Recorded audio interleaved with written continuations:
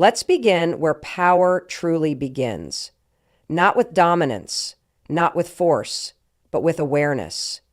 It's easy to think of power in terms of who controls whom, who wins the argument, who dictates the tone of a room. But for a super empath, someone deeply attuned, intuitive, and emotionally intelligent, power doesn't come from engaging the narcissist in their own game. It comes from understanding the game itself. Narcissists operate from a place of deep inner lack, a fragmented identity that depends on manipulation, control, and external validation to feel real. Their world is a carefully constructed illusion, and they desperately need others to play along. This is where the super empath becomes dangerous, not because they fight back loudly, but because they see clearly. When you begin to understand how a narcissist thinks, what they fear, and what they crave, you no longer react impulsively. You respond strategically. You recognize the patterns, the love bombing, the gaslighting, the projection. And instead of internalizing the chaos, you begin to observe it. Detachment doesn't mean coldness. It means clarity. This clarity allows the empath to see the narcissist's actions not as personal assaults, but as predictable tactics of a deeply insecure person. That awareness alone is psychologically destabilizing to the narcissist, because the one thing they cannot endure is being seen, truly seen, for what they are. The super empath, by staying calm, centered, and conscious, refuses to play the role the narcissist needs, the one who dances around their moods, questions their own reality, or validates the narcissist's superiority. Without that participation, the narcissist's mask begins to slip. They are forced to confront their own emptiness, and nothing tortures them more than exposure to their lack of genuine. It's important to understand that this isn't revenge. It's not cruelty. It's transcendence. The super empath isn't out to destroy. They're out to reclaim. And through that act of awareness, of refusing to be pulled into the drama, they dismantle the narcissist's illusion without raising their voice. So here's what I want you to remember. Clarity is your armor. Seeing things for what they are robs manipulation of its power. When you stop dancing to someone else's distortion of reality and start standing in your own truth, you become unshakable. And in that quiet resistance, you become the one thing a narcissist can never control. Fully conscious and absolutely free. If awareness is the empath's awakening, emotional detachment is their first act of psychological resistance. Now, we often misunderstand detachment. We think it's indifference or numbness. But in this context, detachment is discipline, the conscious decision to withhold emotional fuel from someone who feeds on it. You see, narcissists thrive on emotional intensity. Whether it's praise or panic, admiration or anger, it doesn't matter. They don't discriminate. What matters is that you feel and that your feelings revolve around them. So when a super empath begins to detach, to stop reacting, to stop explaining or defending or emotionally contorting themselves to accommodate the narcissist's fragile ego, something fascinating happens. The narcissist begins to unravel, not because the empath attacked, but because the empath stopped the supply, the validation, the energy, the control is no longer available. This is where true psychological power begins to shift. The narcissist, who once positioned themselves as the dominant figure in the relationship dynamic, finds themselves speaking into a void. The empath no longer entertains the circular arguments, no longer explains their boundaries, no longer reacts with tears or fury. Instead, they watch. They remain still. And that stillness is deafening to someone who needs constant noise to feel significant. There's something deeply philosophical here. Detachment in its mature form is an act of self-possession. It's the understanding that your peace is not up for negotiation, that your emotional state is not a currency for manipulation. And this is precisely what a narcissist cannot tolerate. A person who does not need them, because their entire identity is built on being needed, feared, admired, or hated, but never ignored, never rendered irrelevant. When the empath detaches, the narcissist is left alone with the one person they cannot manipulate, themselves. And it is in that silence that the narcissist is most tortured, not by the empath's wrath, but by their own inability to provoke it. So let's be very clear. Emotional detachment is not withdrawal, it's strategy. It is the empath finally stepping into sovereignty, choosing not to be baited, choosing not to be consumed. And in doing so, they force the narcissist to confront a terrifying truth, that without control over others, they have no sense of self. Here's what that means for you. When you stop reacting, you start reclaiming. And in that quiet space where your emotions are no longer someone else's playground, you find something far more powerful than revenge. You find freedom. Authenticity is one of the most underestimated forms of power in the human experience. And for the narcissist, it's also one of the most threatening. Think about it. Narcissism at its core is a performance. A narcissist constructs a false self, an idealized version of who they wish they were, then demands the world confirm and reflect that illusion back to them. They are obsessed with appearance, not with control, not connection. So when a super empath walks into the picture, someone who values emotional truth, vulnerability, and congruence, it creates an existential threat. Why? Because authenticity is confrontational in the most profound way. Not in volume, but in essence. A deeply authentic person reflects something the narcissist has worked their entire life to avoid: the discomfort of being real. The empath doesn't need to pretend. They don't need to curate every word or manipulate perception. They speak plainly, feel deeply, and live in alignment with their values, which means they have nothing to hide. And this is precisely what destabilizes the narcissist.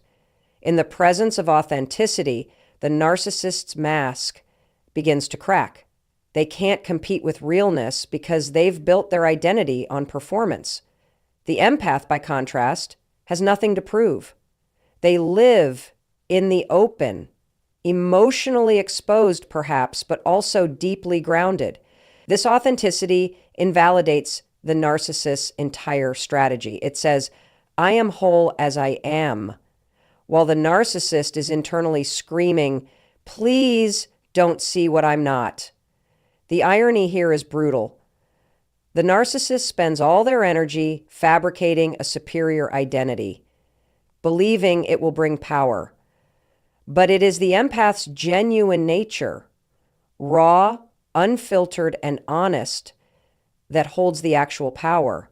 Because truth resonates. It cuts through manipulation like light through fog.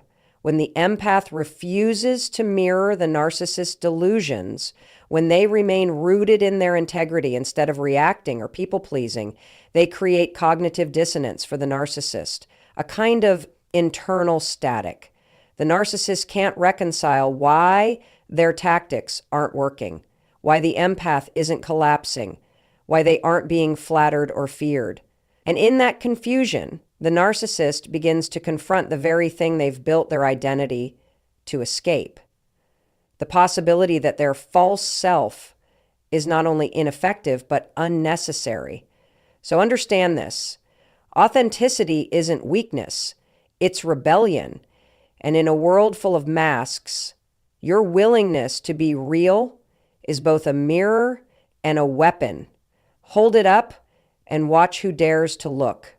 One of the most potent psychological shifts a super empath makes is moving from reaction to observation. And this, paradoxically, is how the dynamic flips.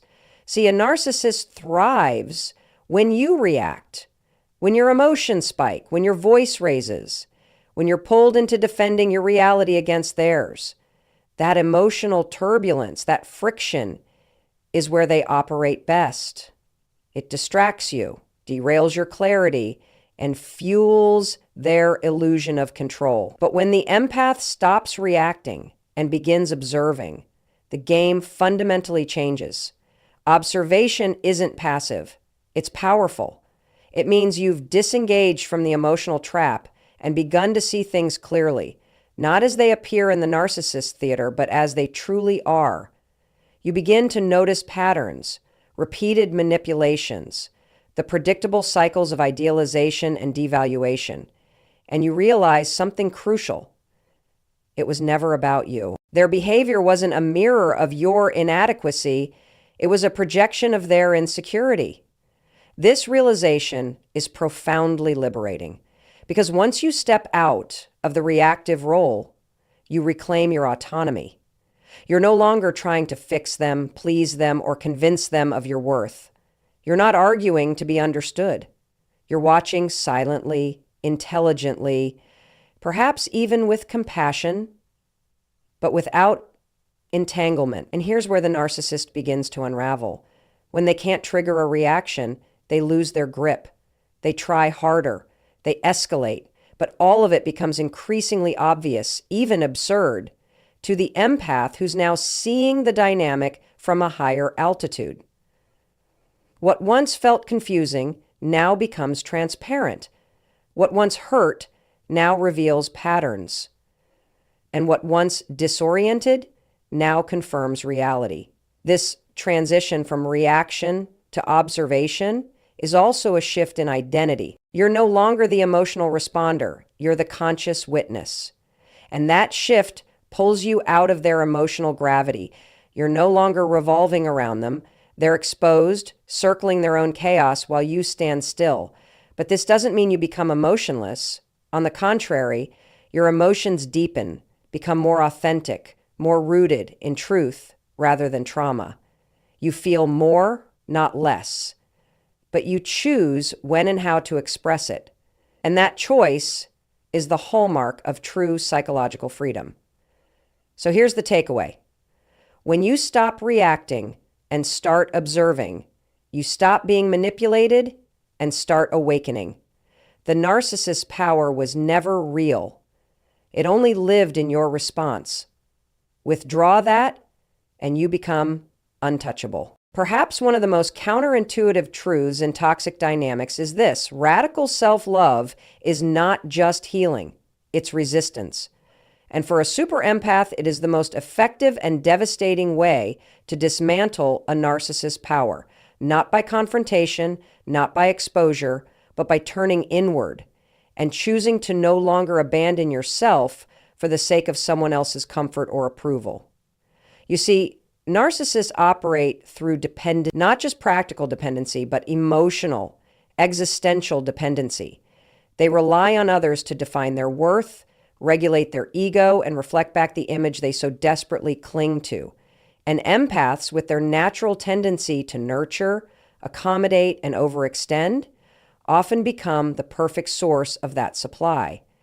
But when an empath finally decides to love themselves more than they fear losing the narcissist, the cycle starts to fracture. Because true self-love isn't aesthetic.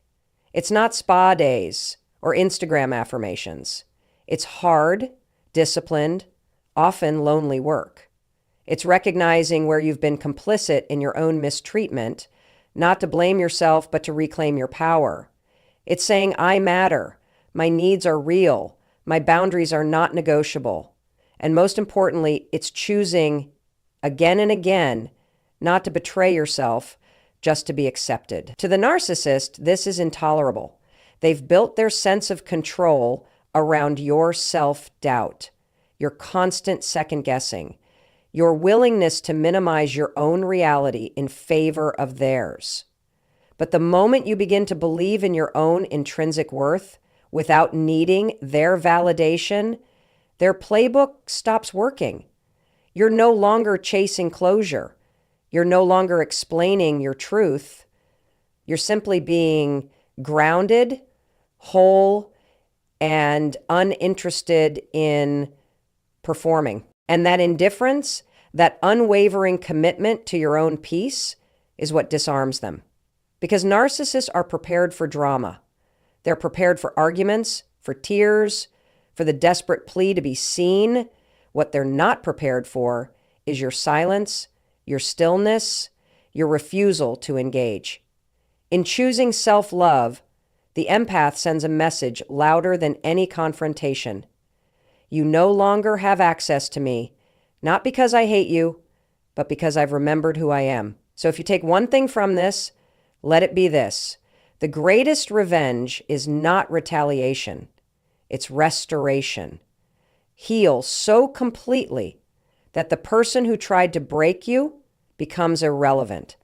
Because in loving yourself, you become immune to anyone who survives off your self-neglect. There's a final move in this psychological chess match that truly turns the tables, and it's this. The empath outgrows the game entirely. See, narcissists are stuck in an endless loop of control, validation, and ego preservation. They don't evolve. Not really. Their worldview is rigid, their emotional growth stunted. But the super empath, especially one who is awakened to their own depth and strength, is capable of transformation. And that is the final, most profound form of release. Because at a certain point, you no longer care to prove anything. You're not trying to win. You realize the game itself is broken, built on illusion, manipulation, and dependency. You don't want to be a better player. You want a better life. That clarity is what breaks the last invisible thread that held you in place. When you stop wanting their apology, their validation, or even their recognition of the harm they caused, you've won. Quietly. Completely. Outgrowing the game doesn't mean forgetting what happened. It doesn't mean you pretend there was no harm. It means you've metabolized the experience into wisdom. You've integrated the pain, not by numbing it, but by understanding it. And once it's understood, it stops controlling you. It becomes part of your story, not the definition of it. This growth terrifies the narcissist, not just because they've lost control, but because it confronts them with a truth they've spent their whole lives avoiding. That healing is possible, but it requires humility. It requires a reckoning with the self, something they fear more than anything. Your growth is a mirror they cannot bear to look into. And so ironically, they begin to feel the very abandonment they so often projected onto you. But the empath doesn't leave to punish. They leave because they've simply outgrown the need to be in proximity to toxicity. It's not rebellion, it's release. And in that release is dignity. You walk away not as a victim, not even as a survivor, but as someone reborn from the fire, clearer and stronger because of it. So the ultimate transformation is not in how you hurt them back, but in how you choose peace over chaos, integrity over approval, growth over gain. When you no longer need them to change for you to be free, you are. And that, perhaps, is the most powerful kind of victory, the kind that doesn't roar, but simply walks away.